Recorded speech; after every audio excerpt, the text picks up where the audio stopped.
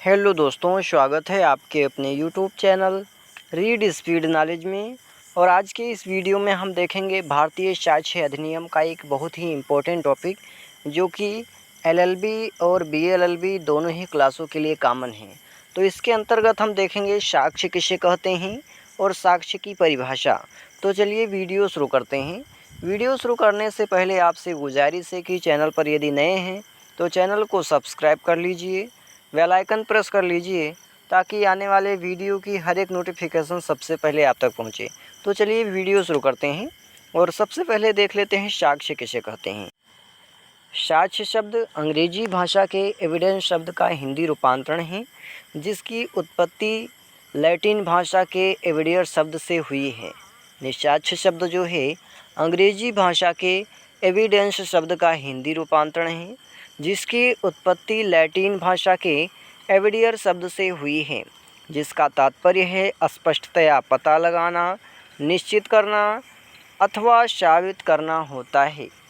यानी साक्ष्य क्या है, तो साधारण भाषा में यदि देखा जाए तो किसी घटना विशेष को या किसी घटना विशेष के बारे में कोई ऐसा सबूत, कोई ऐसा प्रमाण या तथ्य पेश करना जिससे उस घटना के बारे में अच्छे से जानकारी मिल सके कि हाँ उस घटना में आखिर हुआ क्या था, तो वही क्या कहलाता है, वही साक्ष्य कहलाता है। जैसे किसी व्यक्ति ने किसी व्यक्ति को मारा, तो किसी दूसरे व्यक्ति ने उसको मारते हुए कोई वीडियो बना लिया या कोई फ़ोटो क्लिक कर ली, तो फ़ोटो क्या है, वही साक्ष्य कहलाता है। वो वीडियो क्या है, तो वही साक्ष्य कहलाता है। वही एक प्रमाण होता है जो उस व्यक्ति के क्राइम को साबित कर सकता है कि हाँ उस व्यक्ति ने उसको मारा।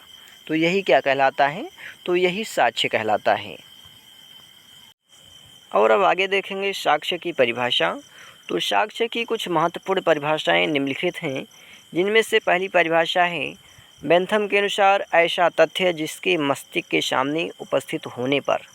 यानी साक्ष्य क्या है, तो ऐसा तथ्य जिसके मस्तिष्क के सामने उपस्थित होने पर किसी दूसरे तथ्य के अस्तित्व या अनस्तित्व का पता लगे, साक्ष्य कहलाता है। यानी बेंथम के अनुसार क्या परिभाषा दी गई है, तो इनके अनुसार ये कहा गया है कि ऐसा तथ्य जिसके मस्तिष्क के सामने उपस्थित होने पर, यानी आँख के सामने उपस्थित होने पर, या जिसको पढ़कर या जिसको देख करके किसी दूसरे तथ्य के अस्तित्व, यानी अस्तित्व में रहने का या फिर अस्तित्व में ना रहने का पता लग सके कि हाँ ये सही है या गलत है, वही क्या कहलाता है, तो साक्ष्य कहलाता है।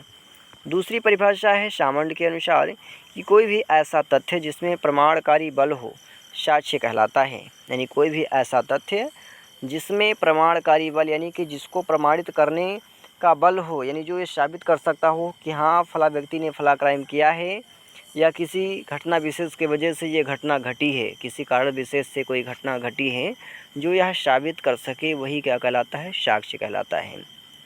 अगली परिभाषा आसवर्ण शब्दकोश के अनुसार है कि साक्ष्य से अभिप्राय उन समस्त विधिक तथ्यों से है जिनके द्वारा किसी तथ्य को सिद्ध अथवा असिद्ध करने का प्रयास किया जाता है।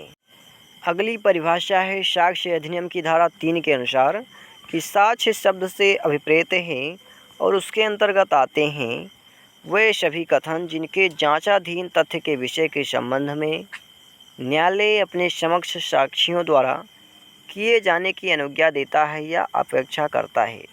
यानी वे सभी कथन साक्ष्य के अंतर्गत आते हैं जिनके जांचाधीन तथ्य के विषय के संबंध में न्यायालय अपने समक्ष साक्षियों द्वारा, यानी गवाहों द्वारा, जिन्होंने किसी घटना या क्राइम को होते देखा है, उनके द्वारा किए जाने की अनुज्ञा देता है या फिर अपेक्षा करता है कि हाँ वो सही बात को बताएंगे, सही सबूत पेश करेंगे, और ऐसा कथन मौखिक साक्ष्य कहलाते हैं।